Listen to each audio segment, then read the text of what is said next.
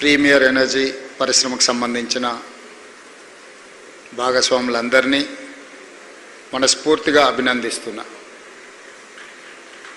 This is one of the fastest industry established by the Premier Energy Management. This is what my dream. I have committed to my people. My cabinet has decided to design for Telangana in 3 layers. Hyderabad city, we have an outer ring road. It is around 160 kilometers. The outer ring road inside almost 1,34 lakh people are living. This is one of the best living city in the world. Till now, many industrial parks are there. That may be Jidmetla, that may be Nacharam, that may be Balanagar, all other industrial parks are there. The pollution is high. And also we have a perennial river, it is called Musi.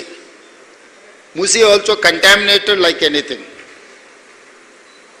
My government has decided to clean the entire outer ring road inside 2,100 square kilometers. We have decided to make this area as a service zone. It is called Core Urban Region Economy, CURE. We wanted to cure this 2,100 square kilometers. That is why we have decided, we have told, we have made a policy to shift all these industries to outer ring road outside. Also we have decided, we have made a law. If those industries are going to shift from Hyderabad core area to peri-urban, we wanted to convert those industrial lands into multi-zone. Also we have told all these industries, we have committed to allot industrial lands outside of the outer ring road. And also, Government of India has indicated to lay down one more ring road. It is called regional ring road. From outer ring road outside to regional ring road around 50 kilometer radius. The road is going to come around 360 kilometers round of the Telangana. So from outer ring road outside to regional ring road inside, we have designated as a peri-urban region economy. It is called PURE. PURE meant for manufacturing zone. That manufacturing is happening in this place. The first industry has inaugurated today, that is called Premier Energy in Sitarampur. I wanted to congratulate Premier Energy team and my TGIAC officers. Why? Because last year, December, we have dedicated our Telangana Rising 2047 policy in future city. That time we have told, we are going to create a manufacturing zone in peri-urban region. So this is the live example. Whoever wants to invest, I would suggest to my officers, ask them to come and see Premier Energy in Sitarampur. That is where they have constructed within 12 months from 0 to 100, from undeveloped land to manufacturing of solar batteries.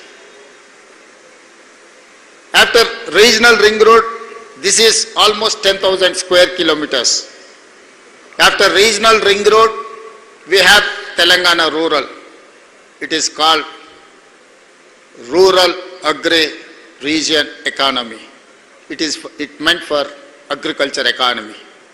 It is around 1 lakh square kilometers. First 2,100 square kilometers meant for service sector. Second layer of peri-urban region meant for manufacturing. The third layer 1 lakh square kilometers meant for agriculture economy. So this is what our vision, this is what our policy, this is what our Telangana Rising 2047.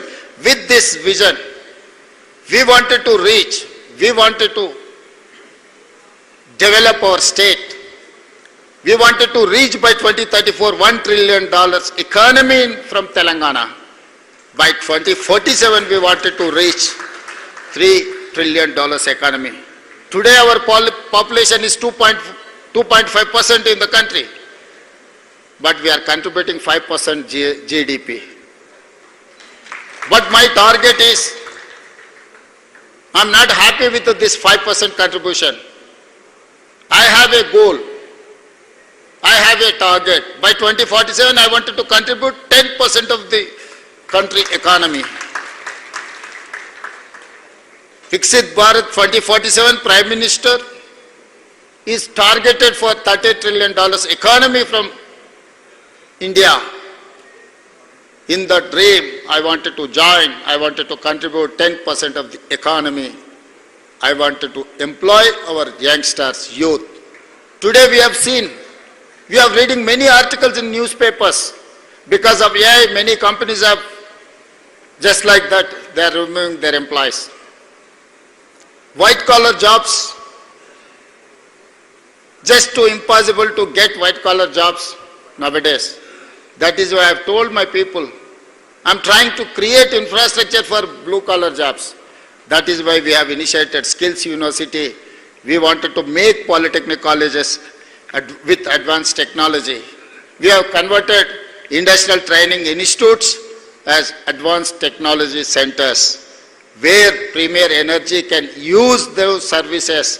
If you wanted to semi-skilled, re-skilled, skilled labor, you can train them, you can absorb them from my ATC or my Polytechnic or my Skills University.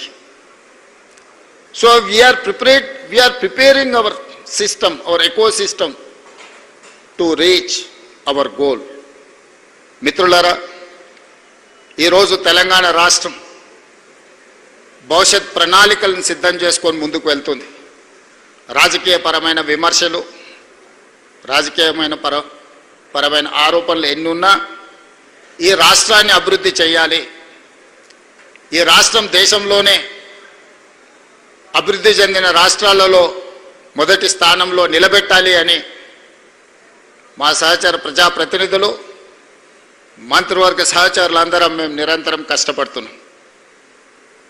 ఆనాడు ఉమ్మడి రాష్ట్రంలో ఈరోజు మనం గొప్పగా చెప్పుకుంటున్న outer ring road కావచ్చు, అంతర్జాతీయ airport కావచ్చు, ఐటీ పరిశ్రమలు కావచ్చు, ఫార్మా పరిశ్రమలు, వాళ్ళ దార్శనికత, వాళ్ళ ఆలోచన విధానాలతోనే ఈరోజు ప్రపంచ చిత్రపటంలో హైదరాబాద్కు ఒక గుర్తింపు వచ్చింది. కానీ ఈరోజు ప్రపంచంతో పోటీ పెరిగిపోయింది. పోటీ పడాలి అంటే ఇప్పుడున్న వసతులు, ఇప్పుడున్న పెట్టుబడులు, ఇప్పుడున్న పరిశ్రమలు సరిపోవు. ప్రతి సంవత్సరం 1,10,000 మంది ఇంజనీరింగ్ గ్రాడ్యుయేట్స్ తెలంగాణ నుంచి ఇంజనీరింగ్ పట్టాలు తీసుకొని బయటకు వస్తుంటే అందులో 10-20% కూడా లోకల్ ఎంప్లాయ్మెంట్ మనం క్రియేట్ చేయలేకపోతున్నాం. దానికి ప్రధానమైన కారణం చదువు ఉన్నది, సర్టిఫికెట్ ఉన్నది, కానీ సంబంధించిన సాంకేతిక పరిజ్ఞానం, సాంకేతిక నైపుణ్యము ఈ విద్యార్థులకు లేకపోవడం. అందుకే ఈరోజు 2047 నాటికి భారతదేశానికి స్వతంత్రం వచ్చి 100 సంవత్సరాల ఉత్సవాలు మనం జరుపుకోబోతున్నాం.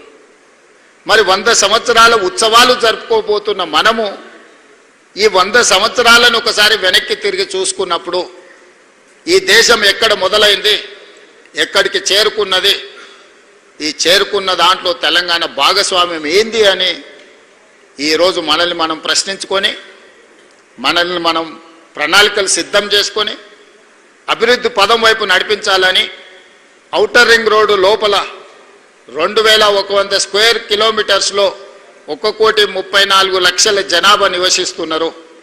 ఈరోజు పరిశ్రమల వల్ల, నీటి కాలుష్యం వల్ల, వాహనాల కాలుష్యం వల్ల ఈరోజు నివసించడానికి కష్టమైన పరిస్థితులు ఈరోజు నగరంలో ఉన్నాయి. మీరందరూ చూసారు, ఢిల్లీలో ప్రధానమంత్రి, రాష్ట్రపతి, supreme court chief justice, Lok Sabha, Rajya Sabha, supreme court లాంటి దేశాన్ని నడిపించగలిగిన సంస్థలన్నీ అక్కడనే ఉన్నాయి. కానీ అక్కడ నివసించలేని పరిస్థితి ఈరోజు పొల్యూషన్ అక్కడ ఉన్నది. అక్కడున్న కాలుష్యం వల్ల పాఠశాలలకు సెలవులు ఉన్నాయి, పార్లమెంటుకు సెలవులు ఇస్తున్నారు, ప్రభుత్వ కార్యాలయాలు సెలవులు ఉన్నాయి, ప్రధానమంత్రులు, రాష్ట్రపతులు ఇతర రాష్ట్రాలపై నివసించే పరిస్థితి వచ్చింది. సరైన సమయంలో సరైన నిర్ణయం తీసుకోకపోవడం వల్ల దేశ రాజధాని ఢిల్లీలో నివసించలేని పరిస్థితులు ఈరోజు ఈ దేశంలో వచ్చినాయి. ఇది ఆందోళనకరమైన విషయం. నిన్న మొన్న మీరందరూ టీవీలలో చూస్తున్నారు, ఎలినోతోని మన దగ్గర వర్షాలు రావడం లేదు. ముంబైలో అధిక వర్షాలు వచ్చి రోజుల కొద్దీ ఇంట్లో నుంచి జనాలు బయటకు వెళ్ళలేని పరిస్థితి. వర్షం పడితే నీళ్ళు ఎక్కడికి వెళ్ళాలో తెలియని పరిస్థితి ముంబైలో ఉండే ఈరోజు ముంబై అతలాకుతలమవుతున్నది. బెంగళూరు లాంటి నగరాలు ట్రాఫిక్ జామ్ తోటి ఎప్పుడు ఇంట్లో నుంచి వెళ్తే ఎప్పుడు ఎయిర్పోర్ట్కి చేరుకుంటారో, ఎయిర్పోర్ట్ నుంచి బయలుదేరితే ఇంటికి ఎప్పుడు చేరుకుంటారో తెలియని పరిస్థితులు. చెన్నైలో కూడా అలాంటి పరిస్థితులే. మెట్రోపాలిటన్ సిటీస్లో ఈరోజు తీవ్రమైన సమస్యలను, సంక్షోభాన్ని ఎదుర్కొంటున్నాయి. ఈ నగరాల నుంచి పాఠం నేర్చుకోవాల్సిన బాధ్యత మన జంట నగరాలకు ఉంది. అందుకే ఈరోజు హైదరాబాద్ నగరంలో మెట్రో విస్తరణ కానీ, రేడియల్ రోడ్స్ కానీ, మూసీ ప్రక్షాళన కానీ, ఈరోజు పరిశ్రమలని సిటీ నుంచి తరలించి అక్కడ నివాసయోగ్యమైన పరిస్థితులు కల్పించి కాలుష్యాన్ని తగ్గించి, సురేంద్రపాల్ సింగ్ గారు ఇప్పుడే మనకు ఒక ప్రామిస్ చేసిండు.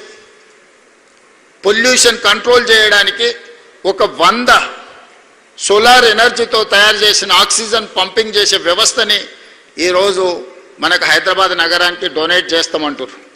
ఒక పక్కన ఇది సంతోషకరమైన విషయమే, కానీ ఆర్టిఫిషియల్ ఆక్సిజన్ని మనం తయారు చేసుకునే పరిస్థితి వచ్చింది అని అంటే మనం ఎక్కడున్నామో మనం ఆలోచన చేయాల్సిన అవసరం ఉంది. ఇది ఆందోళనకరమైన విషయం. ప్రకృతిని విధ్వంసం చేయడం వల్ల, నీళ్లు నిలిచే చెరువులను, కుంటల్ని, నాలాలను మనం ఆక్రమించుకోవడం వల్ల, పచ్చగా ఉండే చెట్లను మనము నిర్దాక్షిణ్యంగా నరికేయడం వల్ల ఈరోజు హైదరాబాదు నగరం కాలుష్యానికి లోనవుతున్నది.